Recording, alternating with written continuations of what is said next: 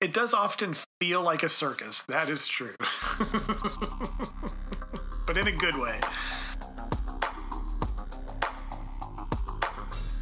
Thank you for tuning in to Tackling Tomfoolery. I am Malika Rogers. And I'm A.M. Lewis. And today we have a special guest, our illustrious producer.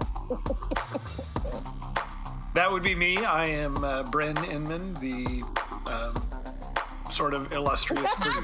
Yes. Vanilla to our chocolate. I was feeling Yin for yang. As vanilla as it gets. And I don't have anywhere near as many nicknames as the last, not the last guest, but the guest before the last guest. Sergio. Sergio has too many. He has all the nicknames. I don't have any of the nicknames. From back in the day. We had gotten on a roll. He really did. He did. I mean, I like a solid nickname. I don't normally call people by their nicknames. For me, it's more intimate to call a person whatever their actual name is. But sometimes I like to give people nicknames, but they just feel right. There's a woman at my job. I call her Tater Tot. Now, I don't know how she feels about it, but I feel really good about calling her Tater.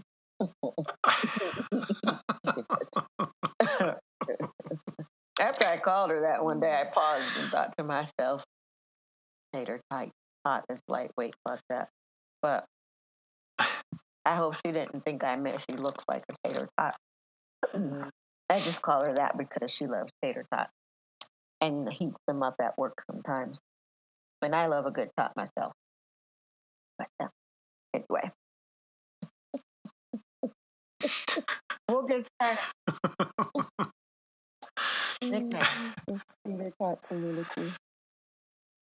I can go on about tater tots, truth be told. I feel a certain kind of way about them. And I don't even like to say some type of way, but I do feel some type of way about tater. I made poutine out of tater tots. How was it?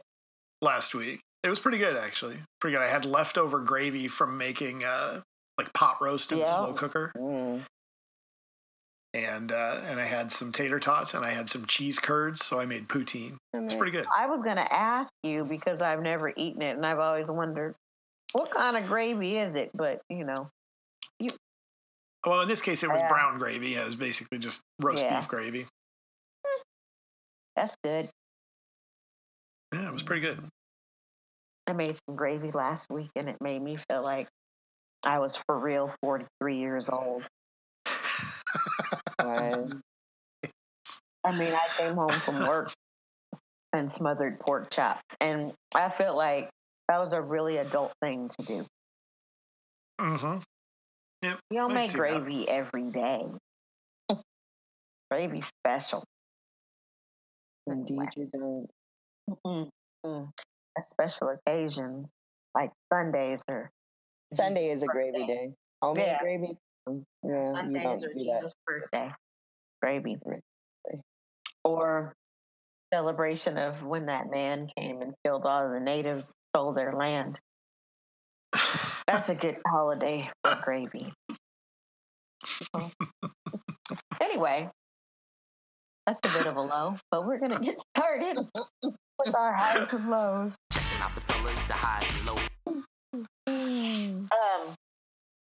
AM, I know that you and I share the same high this week. So I guess we'll start with the low. Then we work our way up. We could talk about it together. Word.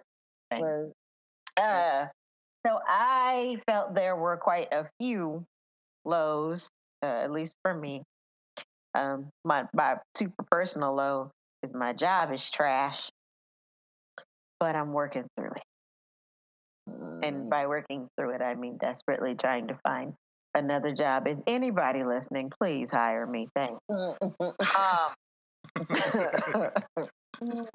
Haha, but no, for real. Yeah. But no, really. Listen, you need me to get, I can't really spin on a pole, but I can stand by it and lean. And so at this point, I might even think about that. So that was my personal low. And then there were like several other public lows. I did not listen to the State of the Union address for obvious reasons. Self-care. That's self-care. That's exactly. I was trying to maintain my peace of mind. And so I did hear some clips from the speech, which the clips I heard were pretty much as disgusting as I thought they would be, which brings me to my other low, which just is the status or the non-existent status of immigration and immigration policy here and steps to citizenship and the dreamers who, by the way, y'all, we actually built it, the slaves. But anyway, I'm not gonna get all off into that. But anyway, so I'm bothered by all of it and the seeming ongoing narrative of illegal immigrant means Mexican, because that's pretty much what's being presented, and I resent that. Mm-hmm. He didn't say I want to build a wall around the country because immigrants come from everywhere, don't they? Not in his mind or the minds of the people who listen to him. So anyway. Well, and I think most of them come by plane anyway, so I'm not really Right? sure how much good a wall is going to do. But you can't whatever. tell anybody that. We're going to build a force field, and it's going to be huge. It's going to be the hugest force field you've ever seen. So ridiculous. So anyway, the level of racism in that State of Union, the Union address was disgusting. And then also one last thing, this morning when I was listening to NPR, they did a little review of Rose McGowan's upcoming, I guess it's a TV show or a movie or documentary of some sort. I think it's called Citizen Rose. Several parts, yeah. Yeah. I don't want any parts of it, but I feel like I might end up watching anyway, just so I could have something to fuss about. Not that I don't already have enough, but anyway, there's a possibility I'll get into it, even though I feel she'll annoy me. Yeah, I heard that, Malika, and I thought the same. Like, because I do love a good documentary, but I was like, Mm-hmm. I feel like no. Right. I don't know. I probably won't, unless I hear something amazing about it from someone I trust. But well, if you hear anything amazing from me, it's probably going to be something interesting or funny, like somebody fail. Other than that, I can't imagine me finding anything amazing. There's like 6 segments to it, girl. You need to watch episode 5. It's about when she was with Marilyn Manson and they are drunk and he straight up stood on the table and fell on his face. Girl, you gotta watch it. Mm-hmm. It's hilarious. Only if there's footage, though. I did see when Marilyn Manson fell. Wasn't that him who fell off that prop that was on his stage? I don't know. That was like a month or 2 ago. Was it? He had to cancel a couple of shows or several shows, the rest of the tour or something, because he fell off of some thing on his stage and broke his leg, or I don't even remember exactly what happened to him. I want to say it was a big old gun or something. Did he break his sacrophiliac? What? Crack his sacrophiliac? So my question is, who at this point in time is still listening to Marilyn Manson? Like, who's going to these concerts? Like, I've been in Hot Topic. There's not but 4 people in those stores. Who's going to the shows? It's not the Hot Topic. It's his fans who've aged now. Oh, that's even sadder. Well, I can't say anything because a lot of my concert going, especially during the summer, consists of old school explosion. So yeah, but the old school, right? But okay? the old school music you listened to was good when it was new. That's the difference. Well, those Marilyn Manson fans feel similarly, sir. I've never heard of Marilyn Manson. Yup, they're yum. I've never even heard a Marilyn Manson song. I have no idea what his voice even sounds like. Yeah. Mellifluous, for sure. No, thank you.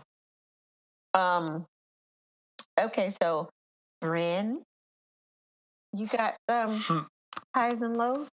Yeah, absolutely. So, but are you going to do your high, or are you just going to? Is that going to come later? I have to do a low first. We'll come back to it. Oh, okay. All right. So we're going to circle around. All right. So I'm sorry. You know, I never talk on these things. All I do is just listen and edit. I thought you said you listened. We said we were going to come back to it. So my low actually relates also to the State of the Union.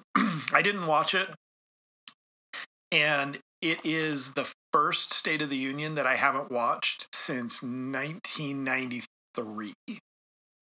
Wow. Right? So because it's always been important to me. I've made an effort, and especially during the Obama administration, I made an effort to get home. I'd schedule myself so that I was off work in time to see it, so that I could get home to see it. I would rush home. I would record them if I wasn't going to be able to be home. And my low is that I didn't have any interest. I didn't want to hear it. I wasn't interested in hearing what he had to say. And for somebody who's been interested and involved in one way or another in politics for essentially my entire adult life, that's a real low. It feels really kind of bad to think, I don't want to have anything to do with it. I don't want to hear about it. I'm not interested in what he's talking about, or what he has to say, or what his plan is, because I know it's going to be bad. I know it's going to be frustrating and wrong on some fundamental level. So. I caught a bit of it driving home, and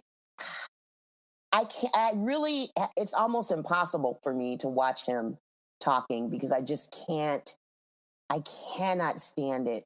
And I don't like to listen to him. I don't like to look at him. I don't like to hear him. But anyway, he's on NPR, and for the probably 5 minutes that I was listening to him, my first and immediate thought was, he sounds like he's reading a bedtime story or something.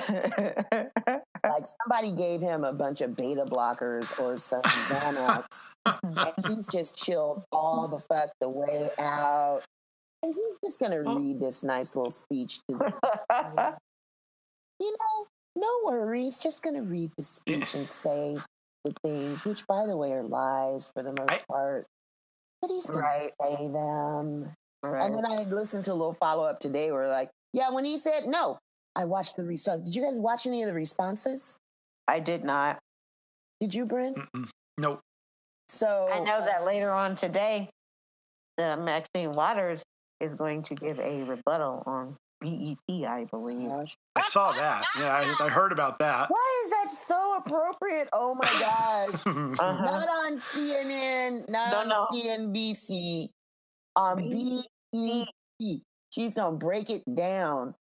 No, she was talking about how, I think Kamala Harris had a response, and she said, Kamala, and she said he's talking about prison reform, or he's talking about training for something, yet he cut blah, blah, blah budget, blah, blah, blah $1 billion. That was a specific, which was used in part to do the thing that he's talking about doing. Right. In the State of the Union. And I heard a couple of comments about those. Like, he said he wants to do such and such. That's funny, because he just cut funding on that particular thing. So how? I've been hearing that almost his entire presidency, of him coming out publicly saying something after he's already defunded it. Yeah. Lying ass liar. Well, to me, the thing that's frustrating, or one of the things that's frustrating, is that not only is the content of what he says typically abysmal and just useless and wrong and lies and everything else, but even beyond that is he's so inarticulate.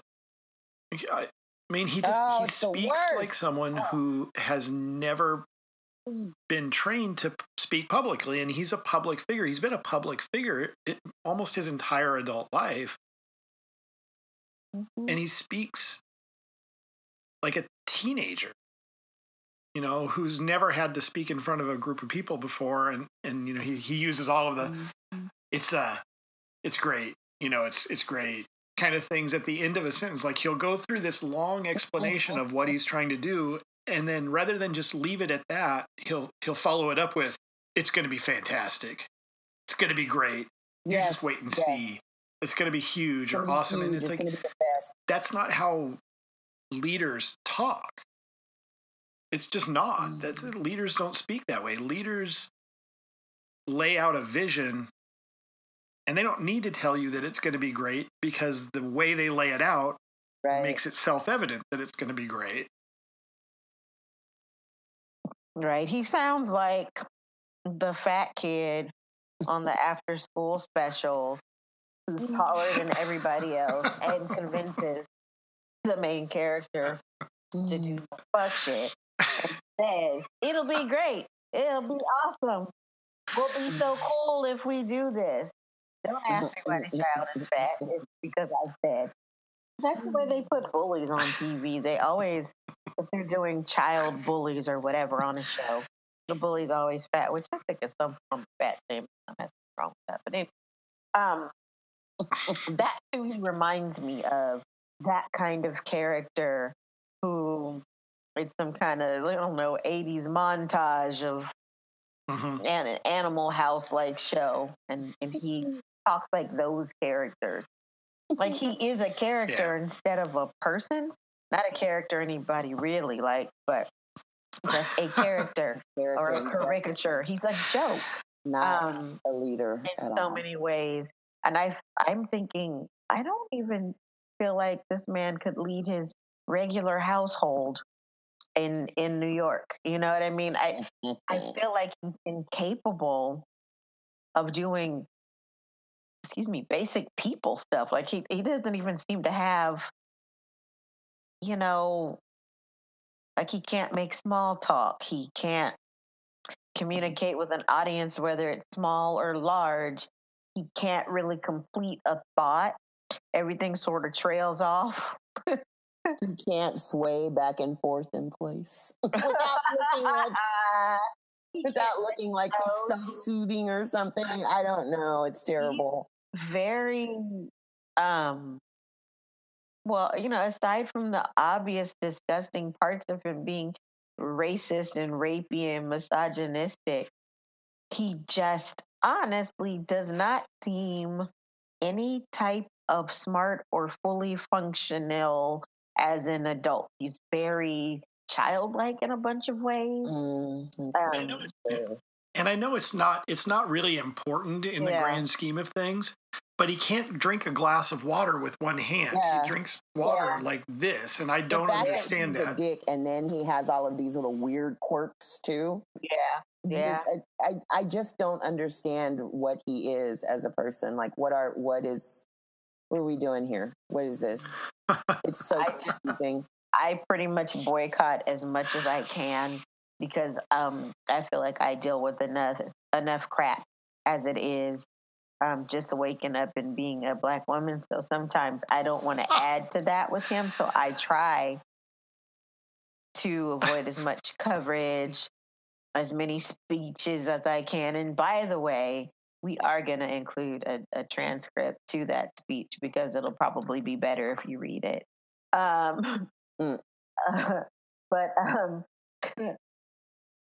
I might read it later, but then I don't know because I might tear up my computer. I don't know what I'm doing. But I just, it is, I would be very surprised if there was a really honest examination of that man and he didn't turn up to be like on the spectrum somewhere, and that's no disrespect to people who have autism. I don't want to just those people, but I would not be surprised if it was something like that, some kind of developmental delay of some sort, because he doesn't seem right and he speaks. I saw a clip of him in that interview with that piece of shit Pierce Morgan, and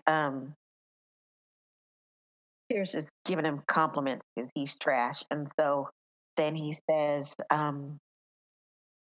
"You're this, that, and the other, complimentary things," and he says, "And you're smart, according to you, and stable." But he said it like he really meant it. He believed it. And then that dude goes, "Yes, I'm smart."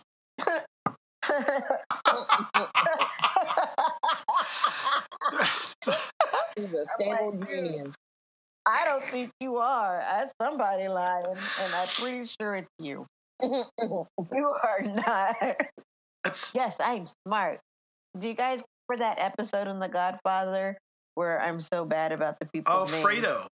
Fredo. Yeah. Smart. And he's having this meltdown. Not like everybody says, I'm smart. I can do things. I'm smart. I always think of Fredo every time that man says he's smart. I went to college. I'm like, lots of people went to college. That doesn't mean shit. I mean, anybody can go. I can attest to that. I spent 2 years at Sac City College. I know that anybody can go. There's.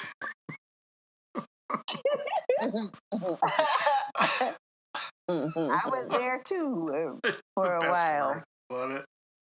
I'm smart, but that's what I hear every time. Every time that man tries to convince everybody that he's not the dullard we clearly see he is. Here he comes with the Fredo voice. I'm smart. Dullard is such a great word. I love that. I love it. I just sounded like I was 800 years old. But it's a great word. And it's perfect for him. Darling, don't date him. He's a dunce. I don't know. He's a dullard. Dullard. I don't know why I use that word, but I use it kind of often. Never. Okay. So, Bren, you have a high. Amen. Can I get my low? I was going to say, I think we skipped sorry, darling. AM. I forgot your low. For some reason, I thought we'd already done that low. My low this week was when we were recording the podcast, and I was waiting to talk about my low, and Malika forgot that I didn't have a low, and she skipped over me, and she's going to let Bren do his high. Letting Bren do his high before I did my low was my low. Your life is really good if that's the case. That's awesome. Listen, all of my highs and lows have been very rudimentary and specific to me, so I thought I would do a little better this week.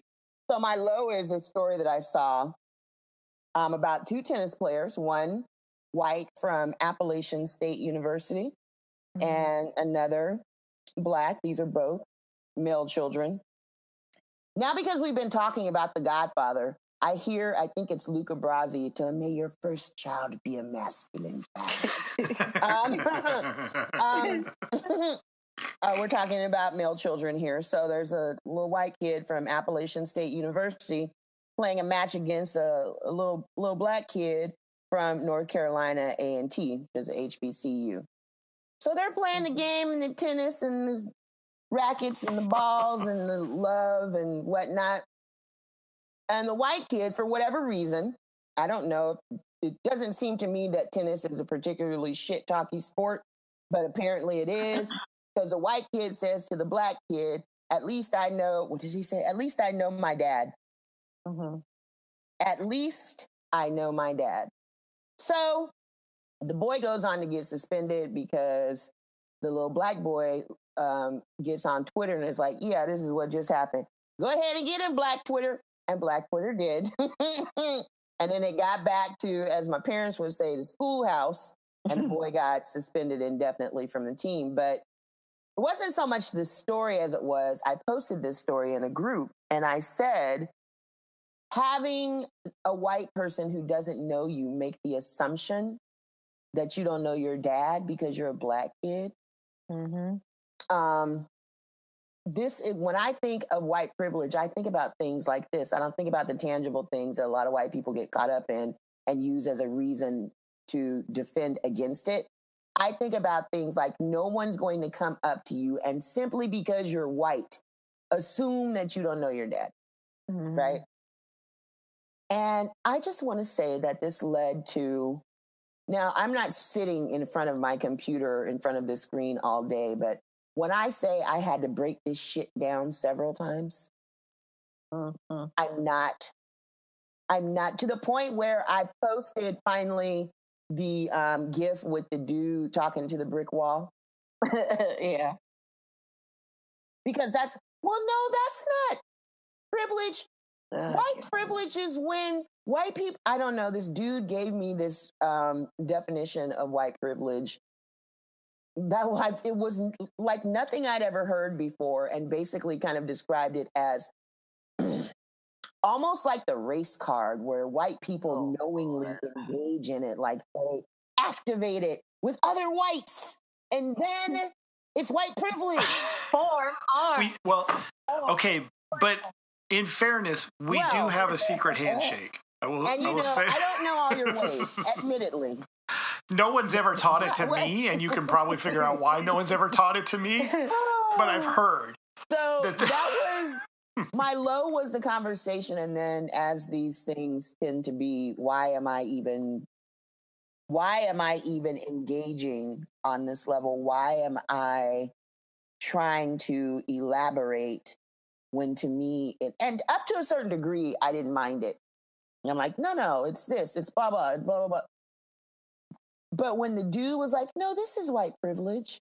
Oh, gosh. And I was like, that is not any shit I've ever heard. And I think that's false. And whoopty whoop whoop. And then he came back. So then if this dude came back and was like, so then if the black kid had said, at least my food is seasoned to the white kid, what would that be? A statement of facts. Have a good one. And I'm like, man, I got into 2 Facebook dust-ups today that made me question my choices in life. They're both stupid. Malika knows about the other one. It was dumb. And it made me hate everything briefly. And all I'm going to say is sometimes I think people say things and they forget that people who actually know their lives might be reading and know them, might be reading and know the faultiness in said statements, and that is untoward. Don't forget, I know about those skeletons. Don't you get started. Clack. While I'm reading your comment, I hear them. Clack. I feel like Martin. Chang. Whatever. Stop. Yeah. If he had a personal jingle, it would probably be the sound of bones in a bag clinging together. Yeah. Okay, so now we're going to get to the high for real. So AM and I basically share our high this week. So what was that, 2 days ago? Yes, I believe so. 2 days ago was the official, red carpet premiere of Black Panther. And everybody was fine and everybody was fly. Who was in the movie? Let me, clarify that, because everybody there didn't have it together. But it was a little star-studded function. The cast was sexy. Angela Bassett, listen, I need her number so I can just ask her a few things. Showed up in the little yellow number with the shingles and was killing the game. Courtney B. Vance, on the other hand, looked like he didn't even come with Vance. Well, they didn't match, but, I don't even mean that. I mean, but, bruh, you don't want to get a little more stylish? He looks like he's still playing a DA on Law and Order. That's how he was dressed. It made me sad. Their kids looked cute. And so, anyway, Lupita is, Lupita, so it goes without saying. Right. And she was stunning. Yeah, all the people look good, but what I do know is when I saw the footage of Chadwick getting out of the car when it had pulled up, and the drums were playing, and he slid out of the car like he didn't have regular feet like the rest of us. And he stood there kind of with his one hand grasping the other and just paused and took it all in. I took my panties off in my cubicle, and I don't even really feel that way about that. But the whole thing was sexy. All the people were beautiful. It was cool to see most of the people who were on that red carpet. Mm. Yeah, it was really what I expect the movie is going to be. It was just black as hell. Mm-hmm. Everybody looked amazing. Mm-hmm. There was a lot of Afrocentric attire going on, or just kind of a nod to Afrocentrism. Red carpets and premieres always have a little tinge of glamour to it, but it was just, it felt like all the pictures, everything that I saw seemed to be sprinkled in magic black pixie dust of amazing fantabulousness. And because I'm not a comic book fan, I don't have a lot of depth. I do know some of the Black Panther backstory, but you know, comic books aren't my thing. Comic book movies typically aren't my thing. But there is no way in the world I already have my tickets. There's no way in the world I would miss this. And I have been resisting all the, what are you wearing to the Black Panther premiere? Like, man, listen, I'm going to see the show. I don't want to be making a statement. And I saw that premiere and I was like,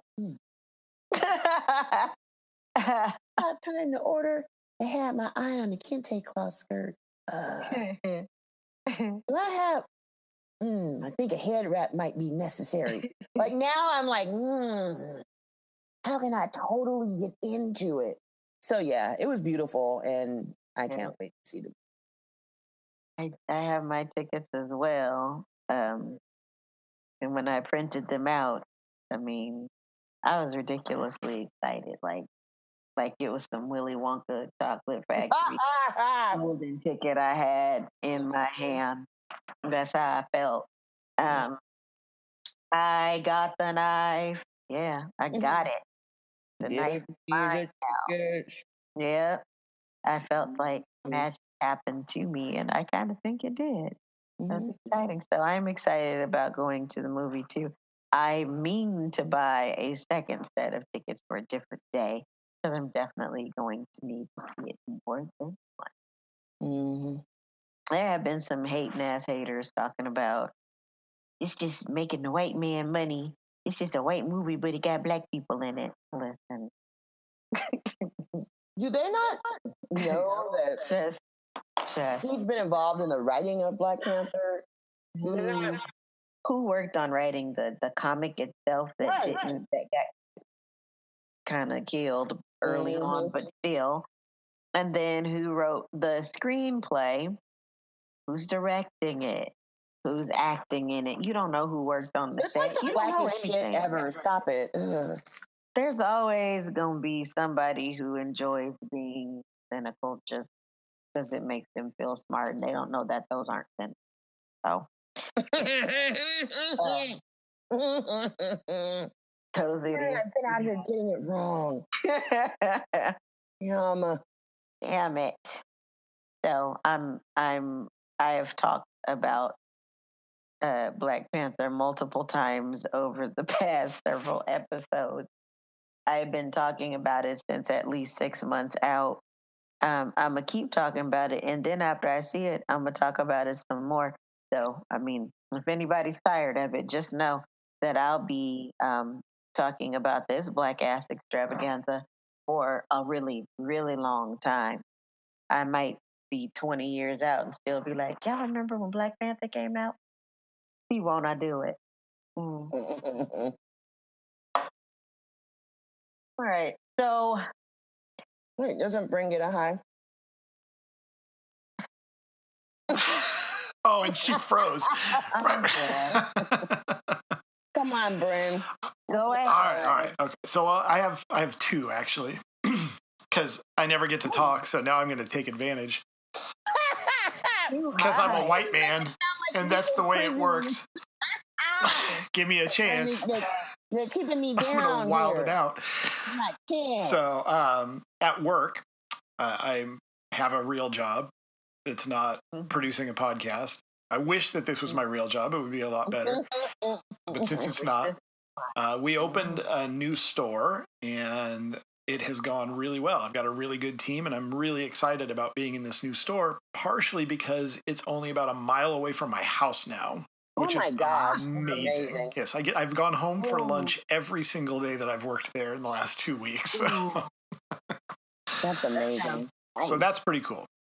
And the other one is that I also got my tickets for Black Panther. And in fact, I got tickets for 2 different showings, one in IMAX up in Seattle, and then one at the really like swanky theater in Tacoma with the reclining seats and the food and the whole thing. So yeah, so I'm very excited. And I'm not a superhero movie person. Like, I get grief because one of my best friends is like, he loves the superhero movies. That's his thing.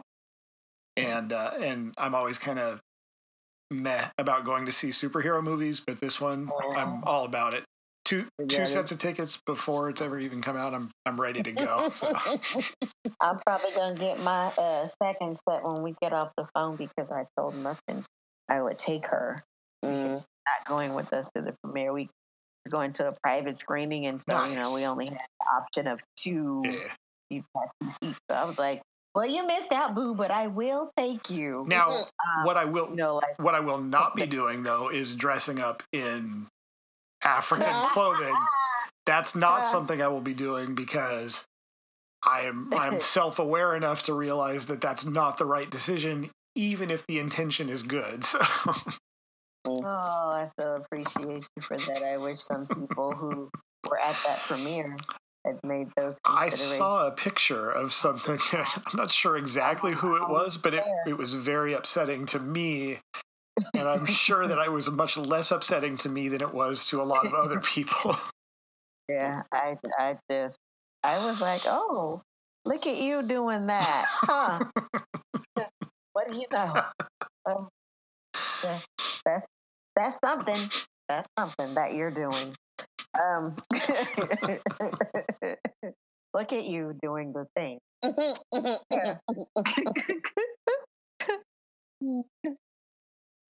If I say any more, I'm going to get mad.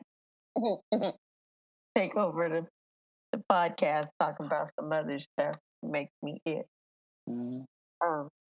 Which reminds me, and I'm just going to say this really quickly. You, one or two sisters who listen to this podcast, I'm going to need y'all, if you're one of these people, and any person, woman, Black woman, to stop with your infatuation with some Kardashians.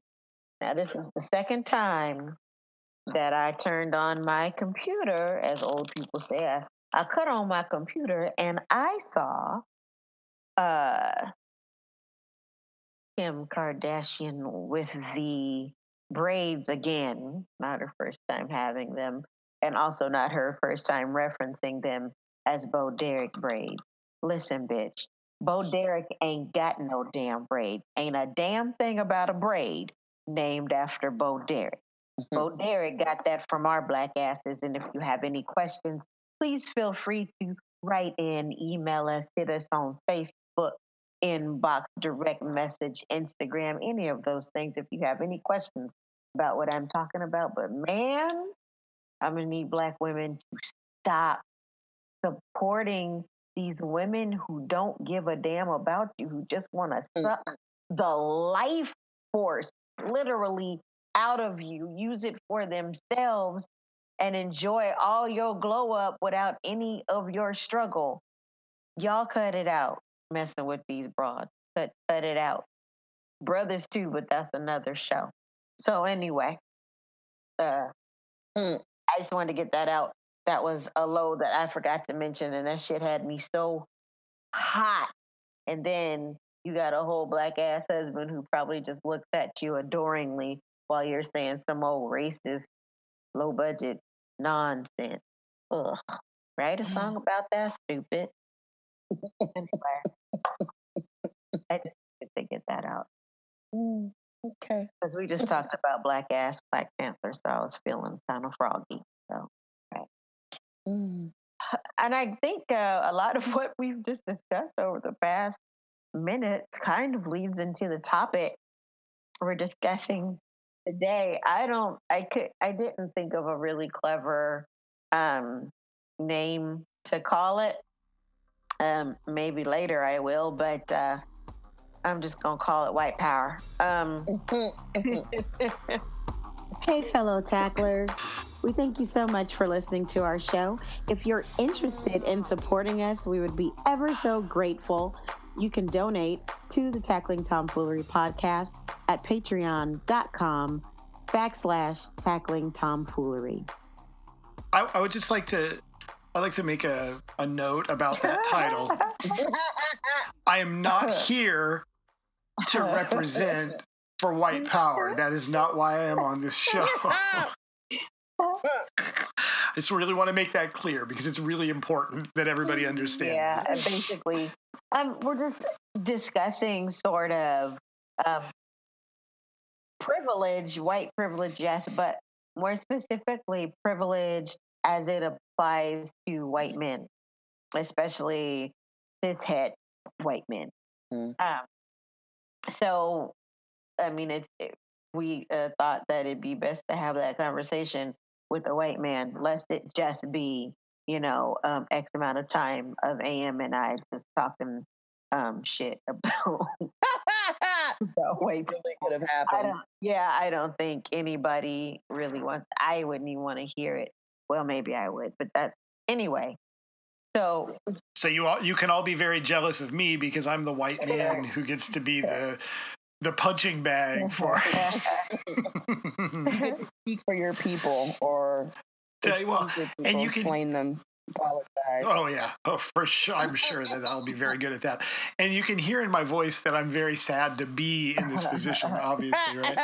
Well, you'd be all right because you're a white guy. So yeah. Well, yes, I'm insulated. I think I want to start kind of from the beginning, Bren. When did you realize there was privilege attached to your existence? I was probably about 10 or 11 years old. Maybe a little younger than that, but probably right in that neighborhood. And I had a friend in the neighborhood I grew up in who was a black kid, black guy. And I remember how differently we were treated when we were places together as compared to how I was treated when I was out by myself. And it was noticeable even at that age, even at 10 years old, 9, 10, 11 years old, that when we would go into a store together, we'd get a lot of attention from the people who worked in the store. We'd get, people would follow us around. They'd ask us weird questions that, weird to me as a 10-year-old, I didn't really understand why I was being questioned the way I was. And when I would go places by myself, or when I would go places with white friends, or when I would go places with my family, none of that. Didn't ever experience it. Had none of that stuff. And I didn't know what to call it, of course. I mean, I had no idea what it meant or why it was happening. But I knew that there was a big difference between the way I was treated and the way we were treated together. And it surprised me. I think, I didn't really get it because, it didn't occur to me that was something that would happen. And then the other thing, another moment that kind of really caught me off guard was I had an uncle who was a sheriff, and he one day we were driving somewhere together, and it was probably about 10 or 11 years old, and he said something, and he called a black guy that we saw just driving past this guy the N-word. And that, I mean, it really because I knew even at 11, I knew that's not a word you say, that's not a thing you say about people. And I questioned him. I'm like, well, why would you say that's a terrible thing to say? Why would you say that? And he took probably 10 minutes to explain to me what the difference was between a black person and an N. And I was like, what? And I mean, this is almost 35 years ago. And I remember it so clearly, and just remember thinking, like, that's insane. That's completely wrong. Like, that doesn't even make any sense to me. But yeah, I mean, I was pretty young. I mean, I was 9 or 10 years old when it really became clear that there was a big difference between the way I was treated and the way other people were treated. And I didn't know what to call it, but as I got older, it became really clear that it was, it was entirely based on being white. Just the fact that I was white, I was treated differently. So do you think initially you noticed you were being treated better, or that your friend was being treated worse? Definitely the latter. It was definitely that I noticed that, when I would be somewhere by myself or with white friends, we were still kids, and so we still got treated like kids. People still paid attention to us because we were still troublemaking kids with skateboards and long hair and whatever.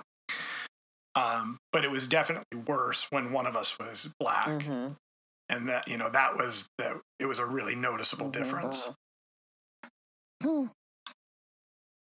How long did it take for you to get to a point of understanding your part, your responsibility, I guess, in dismantling that privilege, or in finding ways to explain it, acknowledge it to others, and let them know? I think, if I'm really honest, that process is still ongoing. I mean, I think that as a teenager, as a young teenager, especially, 14, 15, 16 years old, I was in that same mode that I think a lot of teenagers are in, where you want to buck authority in any way you can. And to me, that was the easiest authority to lash out at. Was that sort of authority that targeted my black friends or my Latino friends specifically. And so I remember, being 15 and being out at Sac State on the campus with one of my friends, and we were skateboarding, and you're not really supposed to, but whatever.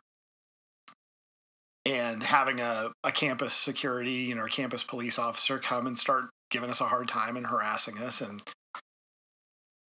and basically throwing it in his face that, I was here last week with a couple of my other friends, and you didn't have anything to say. So why is this suddenly a big problem? Why is it a problem today and it wasn't a problem last week? Right. And basically, calling him out and saying, look, this is what you're doing is wrong. What you're doing is wrong, and it's not okay, and it's not cool, and whatever. But to really feel like I had a grasp of kind of what my part could be, it's still happening. I'm still finding kind of new facets to that and nuances that can be addressed. And AM, you brought up that post about the tennis players. And that group is one of the places where I think, and you were talking about how frustrating it was that you had to keep explaining things. And I think that's probably the most recent kind of development in the way I think about privilege and the way I think about my responsibilities, is that Black people and people of color more generally are the ones who have to deal with the impact and the effects of white supremacy and white privilege and racism and oppression and all of those things. They shouldn't also have to be the ones who do all of the work, right, to take it apart. Right. And so I think that's kind of the most recent development in my thinking, is that, I mean, I stood up and talked to my uncle, and when he said that thing about about the N-word. And that was a small thing, but it was, it was a thing at the time. And the cop at Sac State, and there have been 100,000 other little things along the way. But to really put a concerted effort into taking on those arguments in the spaces where I move, and taking on the burden such as it is, and it's not really that much of a burden, to be perfectly frank, but taking on the responsibility for having those conversations and for trying to do some of the work of the educating of people that needs to be done, and to take some of that away from, people of color who have to deal with all the other stuff to begin with, kind of easing the burden on people of color who are having to deal with the effects of this system, who shouldn't also have to be the ones who are doing all of the work to dismantle the system. Right. Mm. I remember recently telling someone when we were talking about sort of the emotional and intellectual labor and exhaustion that ensues when having these conversations. I just don't feel inclined to give the answers. However, if someone wants the answers, it will cost them. So I charge. I'm not going to do very much discussing. I'm in a mental health group, and it was started by a Facebook friend of mine who is a therapist, and she wrote a post yesterday just talking about how she'd spoken with a lot of her patients, the majority of whom are Black. She's a Black woman. Most of her patient base is Black. And she was saying how a lot of the patients expressed to her when they had white therapists, they had negative experiences with those therapists.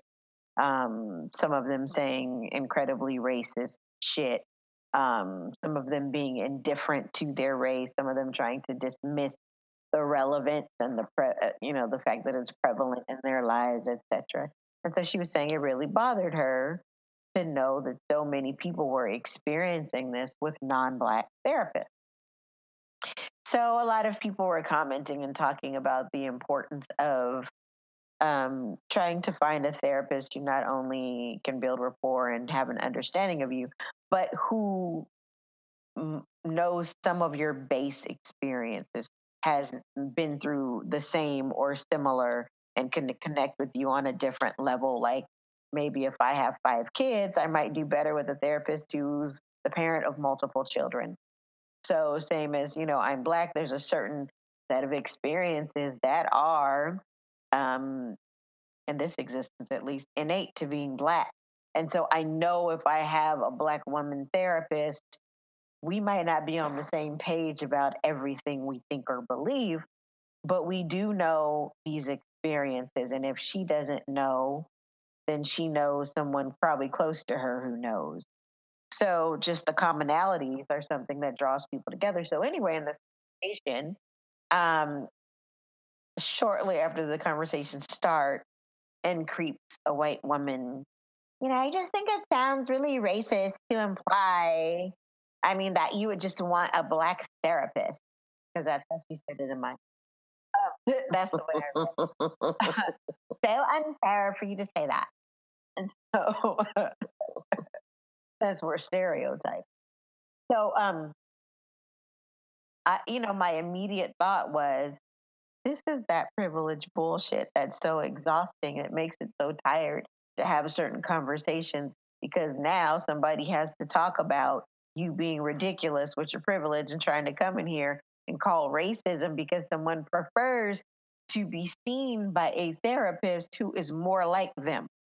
It's just, oh my gosh. And so as a woman, she said, well, I ended up, I had a middle-aged white woman for a therapist for a long time, and she was not a good therapist. And then I got a young man, and I really, really like my therapist. So that was supposed to be her example of why it shouldn't matter, because this man is not like me. Oh boy, you all are racist. I think that it's reasonable to assume that it's not going to be uniformly the same for every person in any group, right? But I think in a more broad and general sense, it makes perfect sense that you would want to have a therapist or a doctor or whatever that that you can relate to more readily. Mm-hmm. And I think that it's probably true for most women that you'd rather have a female gynecologist, for example. That doesn't mean that 100% of all women in all cases every time will always prefer to have a female gynecologist, but it's probably a reasonable assumption that the majority of them would. I know. Right. Right. And so it's kind of the same as far as that goes. Like, that seems like a natural analogy. What it got me thinking about when you were talking about that, though, just then is kind of going back to what I was saying about, maybe me or people like me having the conversations with white people about white privilege.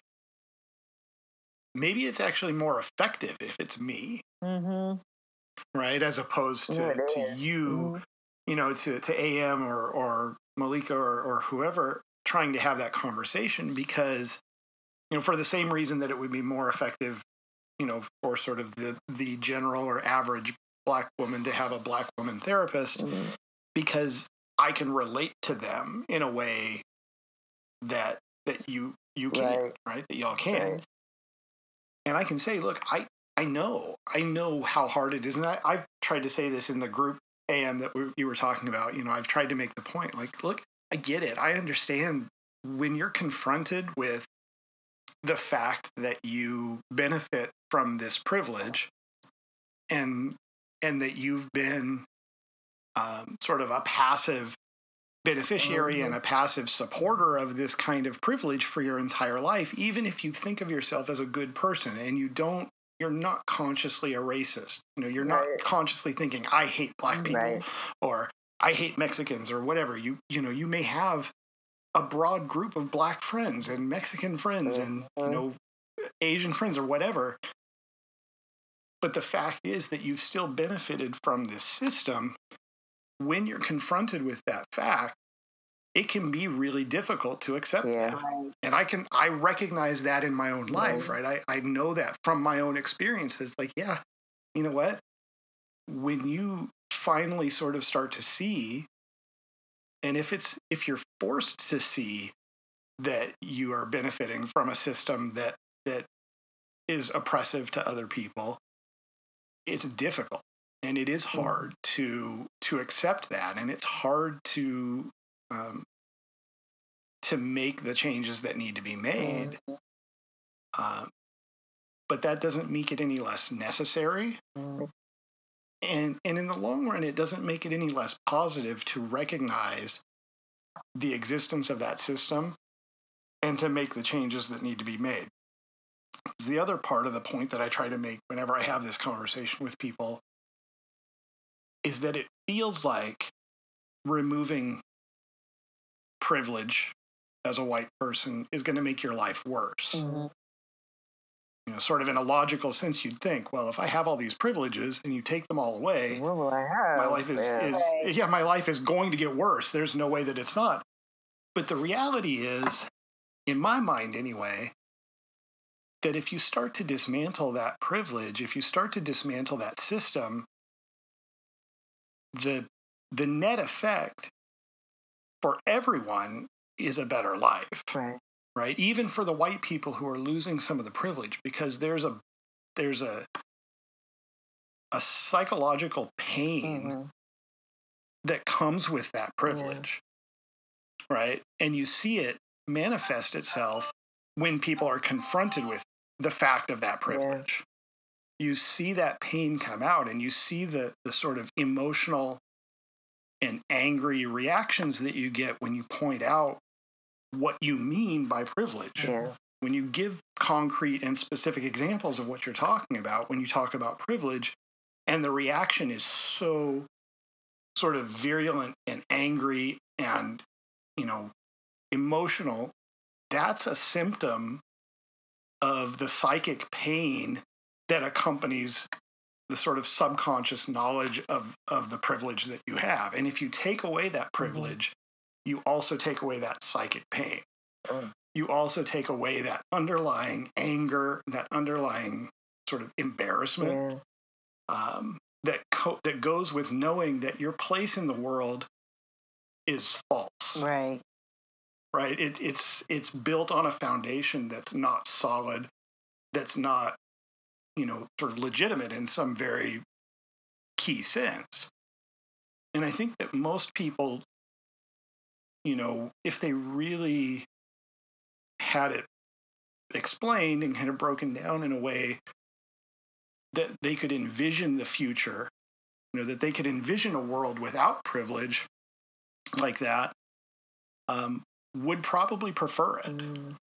If they really had that picture painted for them in a way that they could fully absorb. But I think that so many people are just not ready. They're not, kind of mentally prepared to even be able to see that image. Or to acknowledge that there is a burden. It is painful when you are forced to acknowledge that what you think you've worked so, and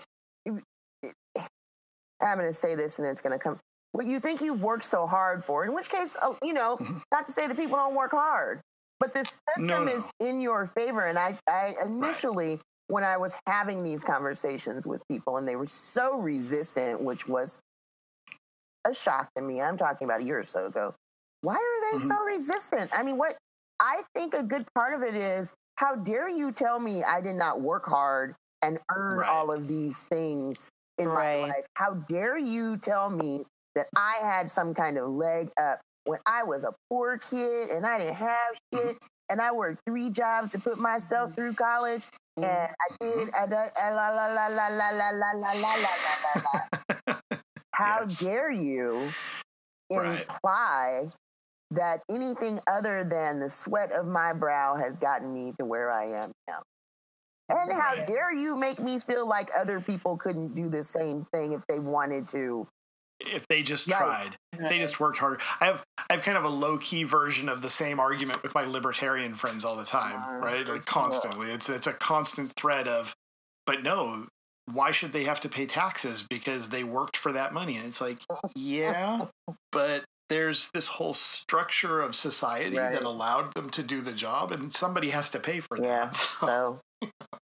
And it's similar, right? It's a much more important argument when it comes to, white privilege and white supremacy and oppression. It's obviously a much more important discussion than the discussion about taxation, but it's similar in a sense. It's the same mentality, and a lot of those people are the same people, it turns out, right? They're those people who believe that, I built this. Everything that I've done and everything that I have is entirely because of my effort and my work. And it's such a weird and sort of short-sighted way of looking at the world. Yeah, and I think, as usual, people sort of equate privilege with wealth or privilege with complete ease of life, absence of all work from life. And that isn't what it means, because even what people don't understand are the opportunities and benefits for which they worked hard are sometimes not even an option for other people, even if they did also work hard. So even if I have the 3 jobs, that doesn't mean I'm going to be accepted into the school in which you were accepted, or it doesn't mean that I will receive the same benefits from that educational experience as you might have experienced. I might not get the same offers of tutoring or, extracurricular something. Or the same attention in class even, right? Exactly. And you specified white man, and I think for a reason, right? Because that's a whole nother side of this, which is that, as a man in certain types of classes, you're going to get a much better, a much higher level of attention. And so, as a heterosexual, cisgender, white male, I kind of have it all, right? I have all of the privileges over all of the other people, at least in this country.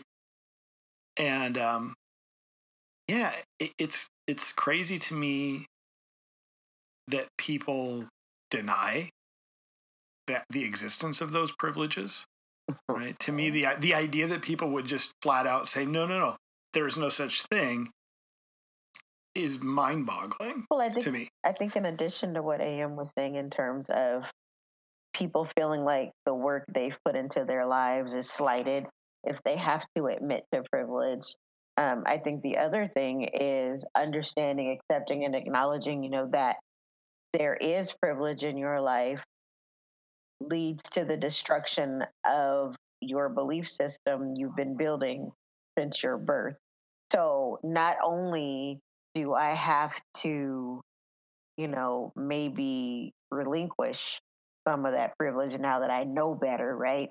I have to acknowledge that it exists and that this entire time before I turn 35 or whatever, whenever it is, when someone realizes the truth of it, I have to admit that a good portion of those years was a lie. And that is so difficult for some people. Just the idea of having to recalibrate after learning life is not anything like you thought it was. Sometimes that just leads people straight into denial. So I'll pretend like I never heard the information, and after a while, in my mind, I will not have heard it. Or the people who want to explain it away. I mean, yeah, but those people, and then the people who say, "Well, yeah, it's true, but so get over it." Um, there's so many different kind of factions of people who respond, but ultimately, I think it has to do, aside from what AM was saying, I think it does have to do with having to come to terms with realizing not only have you been lied to, but you've also been lying to yourself. Because usually when people learn for sure about their privilege and how that factors into their place, their lot in life, um, they usually know before they get the real education. They usually there's a suspicion at least, or you've noticed a thing or two, but you put it in the back of your mind because you didn't want it to interfere with your personal gravy train. And then you get to a point where you aren't able to ignore it anymore. And then it's like, damn, well, now I'm 40. What am I supposed to do with the last 40 years of my life? And maybe some people even feel guilty, so they choose to ignore it because they can't come to terms with how uncomfortable it makes them to know that while they had some things just be easy, just be their norm for them, there were people who literally couldn't get just the basic, and so it's a lot to come to terms with. I had a conversation online the other day with there's this video floating around. I guess it's viral, and it's this man who I believe is a Catholic bishop, and he was talking about the concept of hell and how he does not believe hell to be real and why he believes that. So a friend of mine, I saw it, thought it was interesting, sent it to a friend who then posted it to her Facebook page. And it was interesting because it wasn't posted with, "This is the real truth, everybody wake up." It wasn't that. It was just, she was like, "Yeah, I know some people are going to get mad at this video or whatever, but I'm just going to post it." He posted it, and there were people who, how dare he? He can't say a thing like that. And you people are believing him just because, he's a bishop. He doesn't know what he's talking about. And people are quoting Bible verses and so on and so forth. And it was really interesting to me because it was, one, never posted as this man being the authority of all things. It was just shared like, hey, this is interesting, right? But I would venture to say that a lot of the people who commented angrily have probably wondered about that very thing and maybe have their own ideas about it, but they don't want to talk about it because then they'd have to acknowledge, if they end up believing that thing to be true, they'd have to acknowledge that all those years they spent, in church were not necessarily a waste, but they just didn't know something that may have turned out to be the truth. They didn't know it all those years. They will feel misled, and some of them would feel purposeless. And so instead of people saying, I don't necessarily agree with this, but that's interesting what he has to say, there was none of that. It was just, how dare he? And what I really felt they meant was not how dare he distort or disrespect my holy Bible. It was how dare he interfere with the way I think. Yeah. The only way I know how to think. And I feel like that's the same thing that happens in terms of privilege when people are pointed out as being naked emperors, then they're just like, how dare you? But it's not how dare you lie like that. It's how dare you tell the truth like that. And so now everybody knows I don't have on any clothes. Um, so, go ahead, AM. You're saying something. No, I was just going to say that's a good comparison between the way the people reacted to that video, way Christians reacted, like with the confusion and the dissonance, and the way that some white people respond to white privilege or whole everything. Right. Like we're saying, you go along your whole life thinking this thing, and then the rug is pulled out from underneath you. Right. And I used to talk to this dude who was an atheist, and he was very adamant about it. Mm-hmm. And I told him, you can't just run around socking people in the mouth with your truth. You can't go around pulling the rug out from under them and causing them to question everything that they believed in. Mm-hmm. And then they have nothing. This thing that was a really fundamental part of their life. You just leave this whole. You can't do people like that. You have to allow them their. You can give folks information and allow them their process. You know what I mean? And I understand that is in terms of talking to white people about white privilege when they get all fussy and cranky about it. I've read a few think pieces where people are like, you know what? It took me some years to come to terms with this. Mm-hmm. So I no longer have the totally unrealistic desire, hope, expectation that within a one conversation or even several conversations, I will have helped the light bulb come on. I'm no longer invested in like, if I just can if I can just hit the right talking points, they'll get it. It's not my responsibility. It's not my job. I don't expect the aha moments. Because I do understand. At first, I didn't even think about it in those terms. Like, this is fucking up somebody's whole worldview. I was just like, what the fuck? It's true. What's wrong with you? Right. What's wrong with me is I am Mr. Krabs right now in the meat. Right. What's wrong with me? Spinning. You're Mr. Krabs. I'm the lady trying to figure out the algebra. Right. I'm the white dude that's blinking and kind of looking, the blonde dude. Like every gift that every well-known gift that signifies confusion and total discombobulation. It's those folks.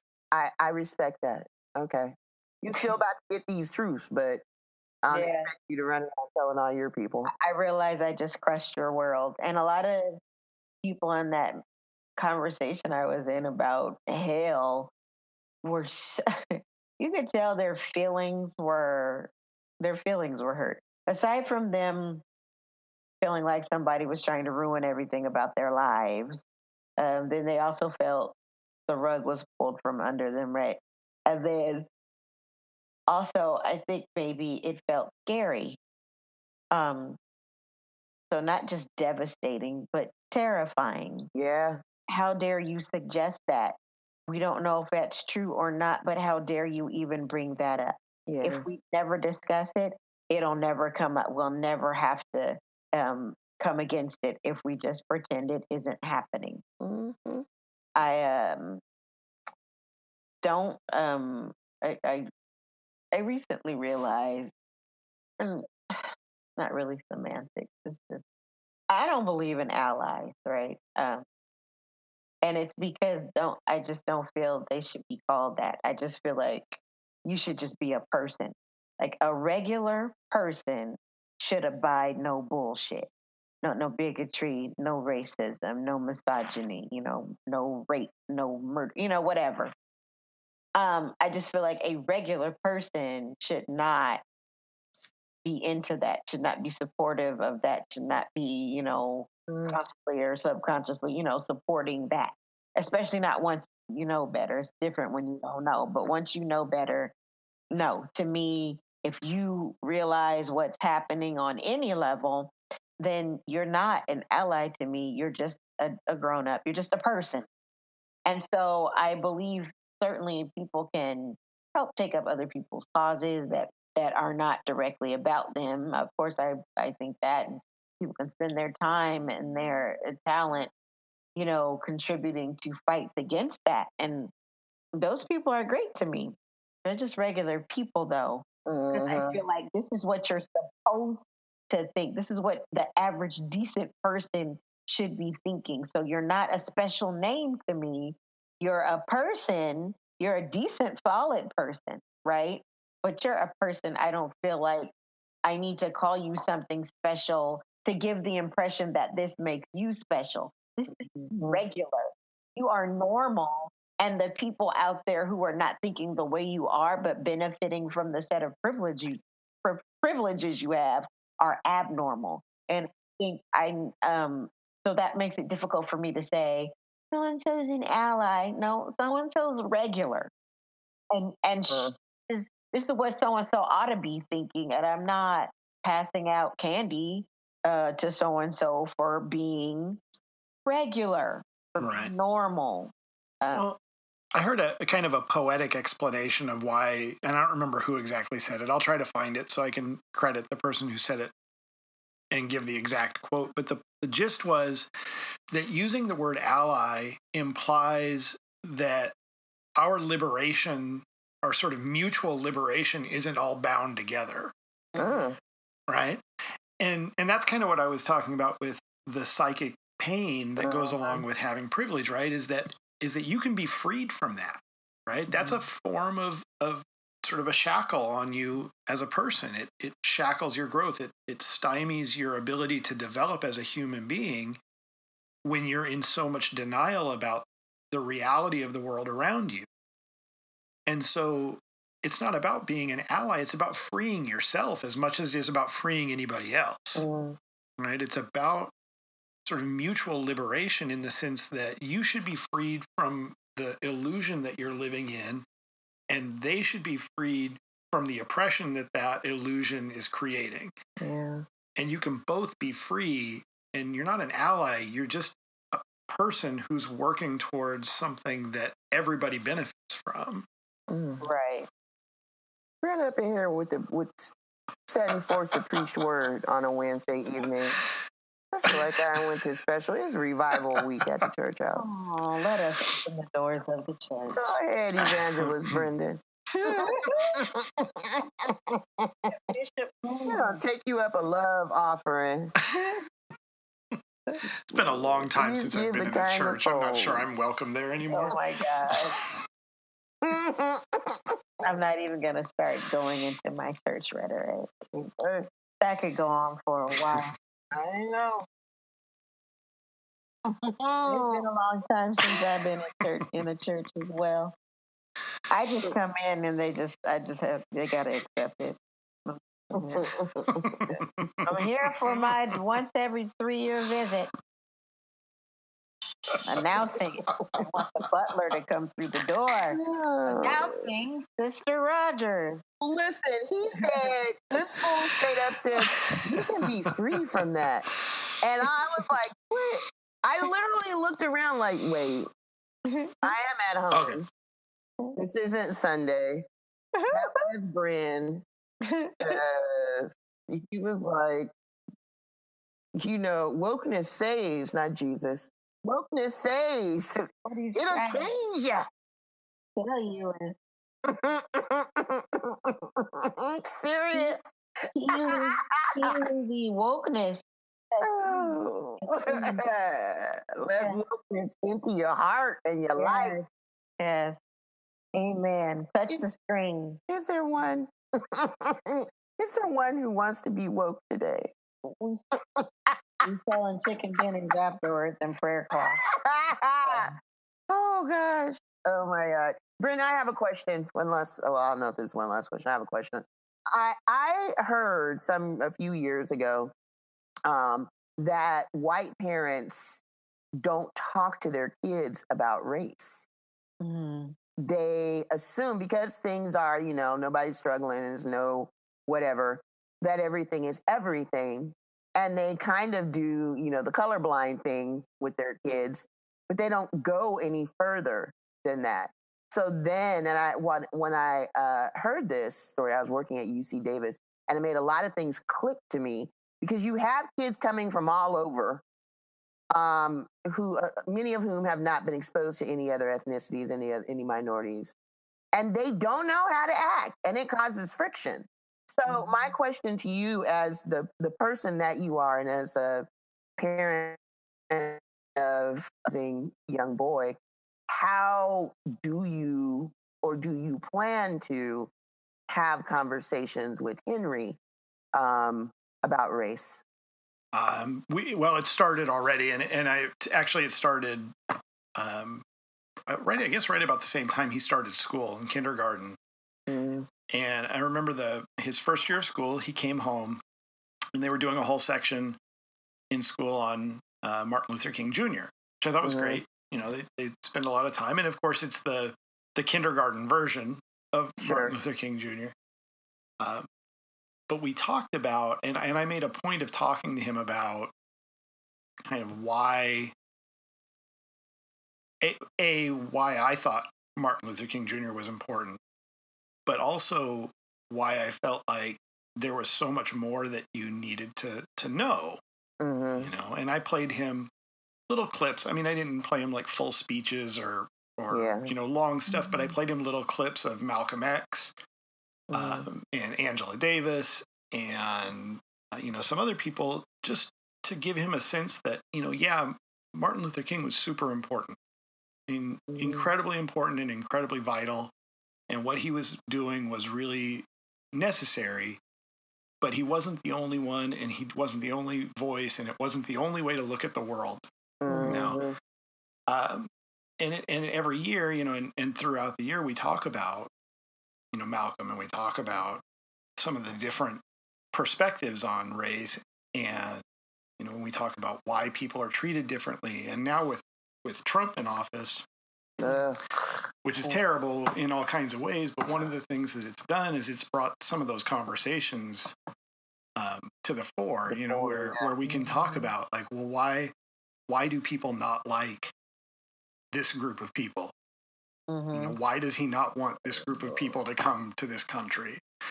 And it's not always fun to have those conversations. But what I find is that,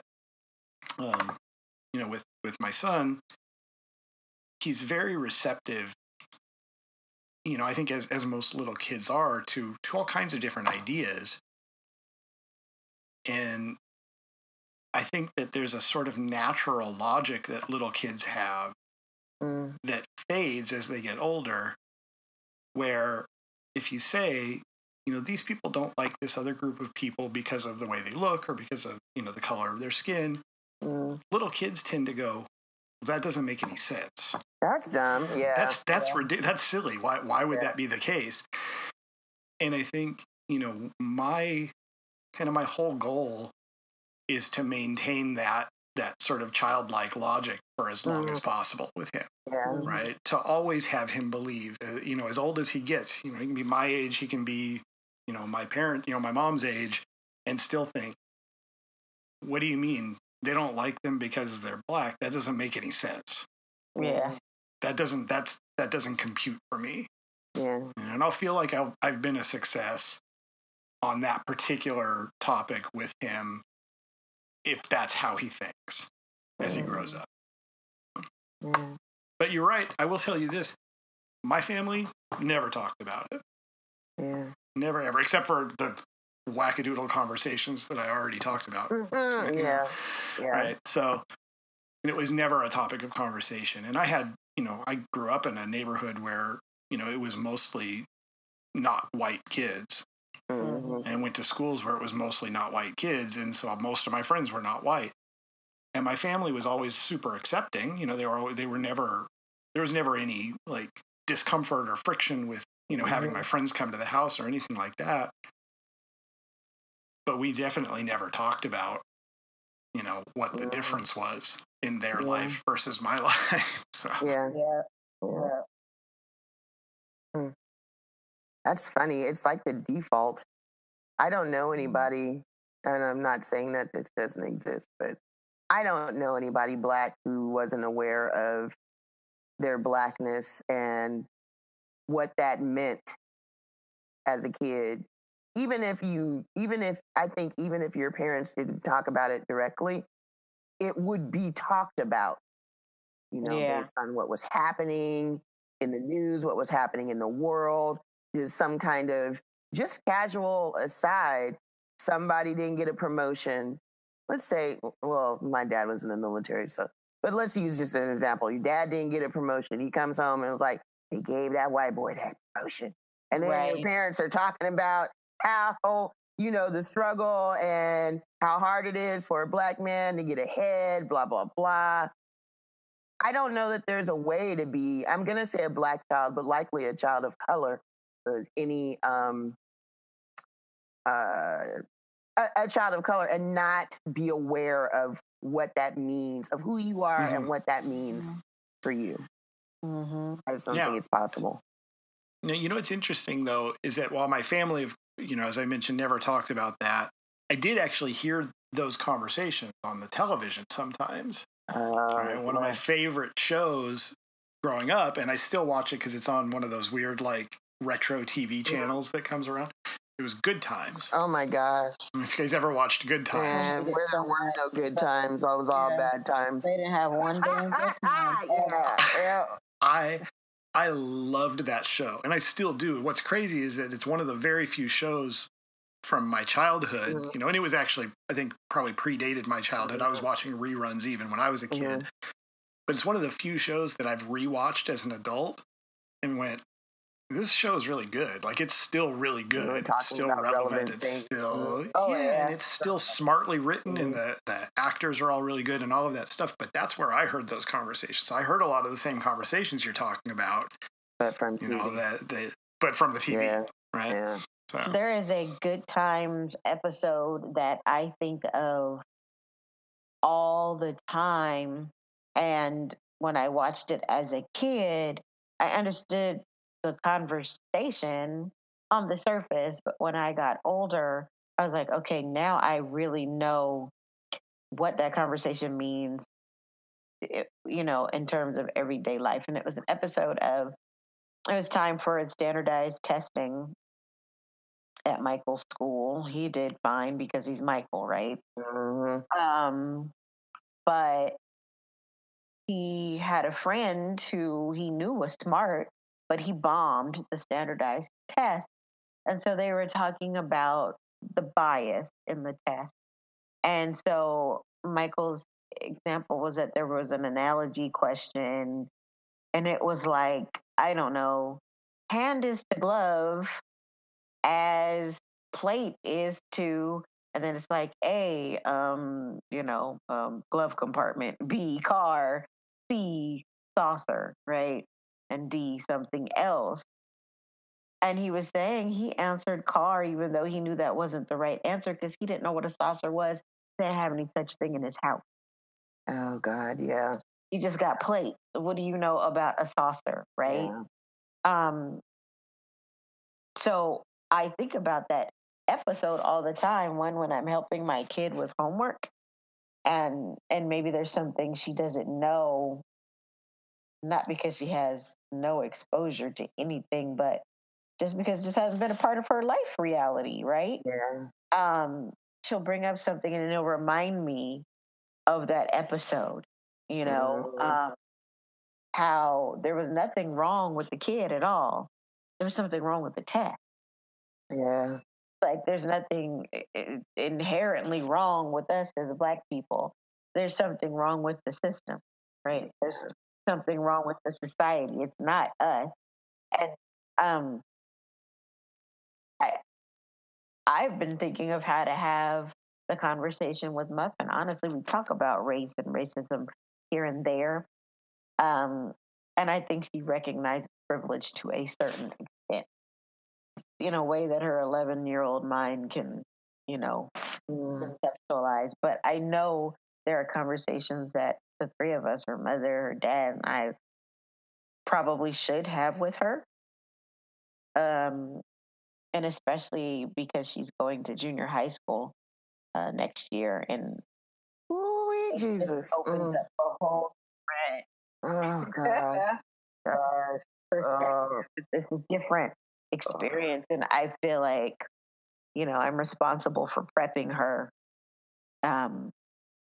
in a different way and now in a more grown up way than maybe I have been doing during the course of this 6th grade school year. But yeah, I'm glad you're having those conversations with Henry. And that's important. It's super important. Yeah. People just take so many things for granted, and even when they are made aware of something, they don't always think to pass that on to their children, to whoever. Yeah. You just spread the word. Absolutely. Preach that, God. It's back on the preaching analogy. That's right. Preach that word. Share the good news. Amen. So, anyway, good talk. That talk went on far longer than I thought it would. But that was part privilege and part us talking a whole bunch of other stuff during our highs and lows. That was Bren exerting his white male privilege, his white male cisgender heterosexual. You should have known that when you had me on here that I was going to talk longer than you expected me to. That's just the way it works. Oh, well, you're the one that has to edit all this, so you create your own problems, sir. Create your own work. Go with God. Yes, vaya con Dios, sir. So we're going to get on the shout out. AM, do you have a shout out? Nah, I totally forgot. I noticed I said, did you catch that nah again, Malika? Yes, I caught it. I knew exactly what that was. Nah. And I figured y'all would do it. I forgot. I know. I totally forgot. I feel bad. Go ahead. Something might go on around. Something might come to me. Bren, do you have a shout out for the people? Yeah, definitely. I want to, well, first off, I want to thank you for having me on the show. It was super fun. It's super, super enjoyable to talk to you.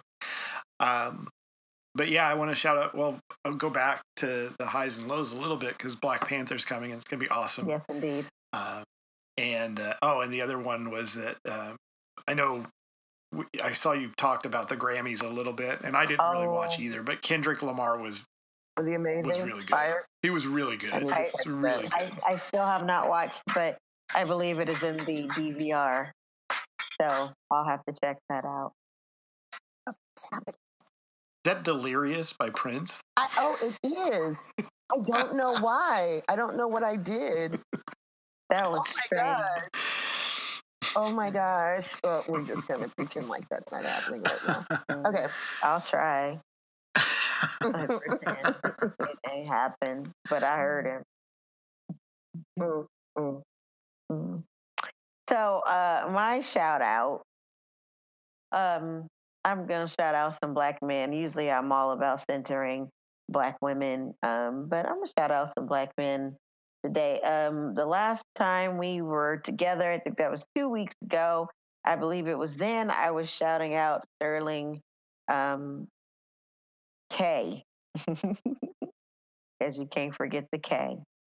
I was shouting him out for, I believe it was his Emmy win. And now he has the SAG win.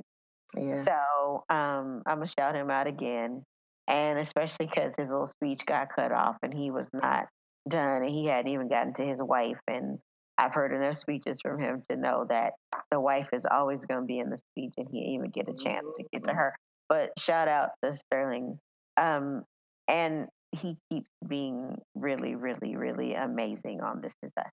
Ah, does he ever? Oh my God. Such a, I mean, I've seen him in other stuff. He's a good actor, but yeah, it's been a pleasure to watch him on that show. And then my other shout out was a shout out to like that Rockefeller pre-Grammy brunch where all kinds of black ass people and everybody music looking like new money. showed up Looking amazing. with all their Easter suits on and speeches in hand, and they look amazing. Everybody was fly as fuck. It was so much fun looking at the pictures on Instagram and Facebook.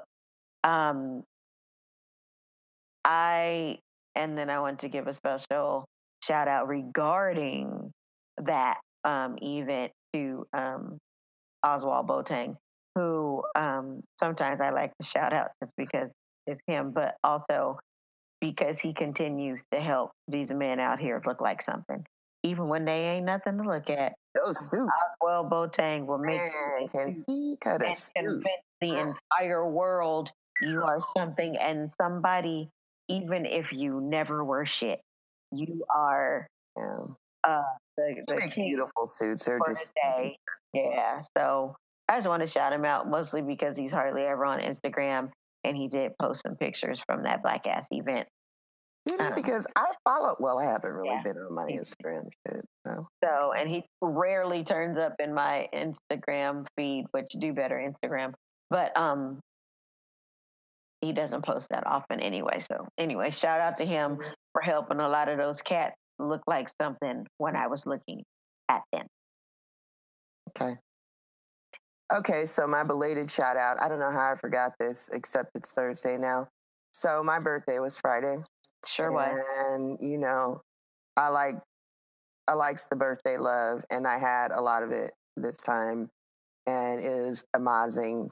And it really was. It was super chill, but it was great. And we went out, Malika and I, and a couple of our friends, as is our wont for birthdays, and went to the Jungle Bird.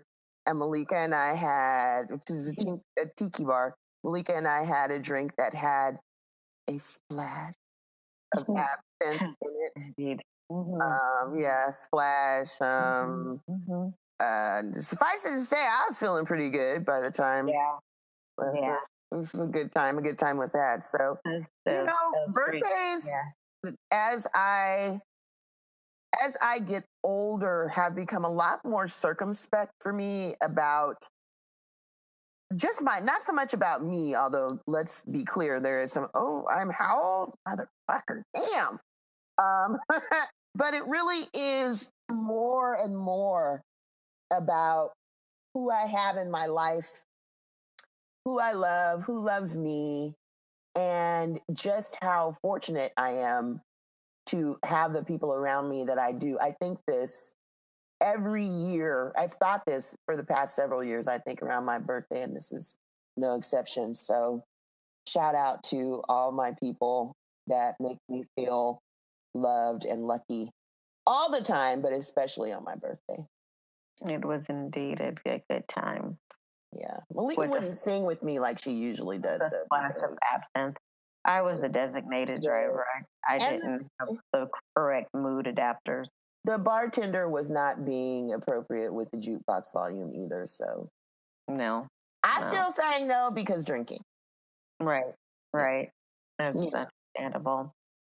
Well, we thank you very much for tuning in to another episode of Tackling Tomfoolery. We thank our special guest / producer, Bren Inman, for blessing us with his presence today.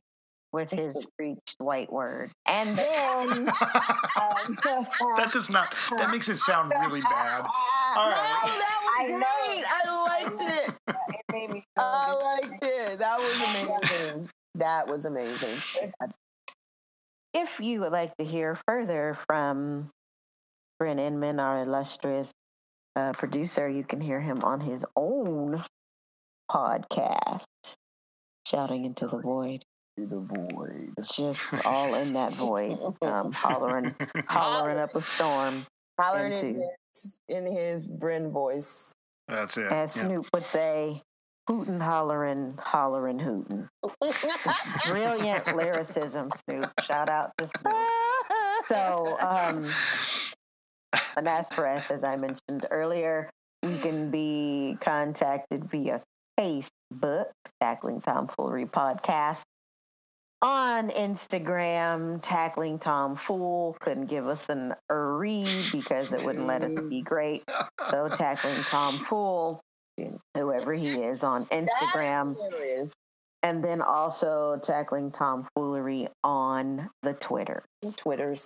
So, again, we thank you for tuning in. I am Malika Rogers. And I'm A.M. Lewis. And I'm Bren Inman, the producer. Yeah, you are. Bye, y'all. Thank you. Bye, everybody. Bye. Tackling Tomfoolery is produced by Bren Inman for Evergreen Talent Collective. For more information, find us on the web at www.tacklingtomfoolery.com, on Facebook at Tackling Tomfoolery, and on Twitter and Instagram. Subscribe to the podcast on iTunes, Stitcher, or SoundCloud, and make sure you rate and review the show, as that helps people find us. If you'd like to contact the show, email us at tacklingtomfoolery@gmail.com or leave us a voicemail at 916-573-1065. Let us know what tomfoolery you're tackling. Thank you for listening, and we'll talk to you soon.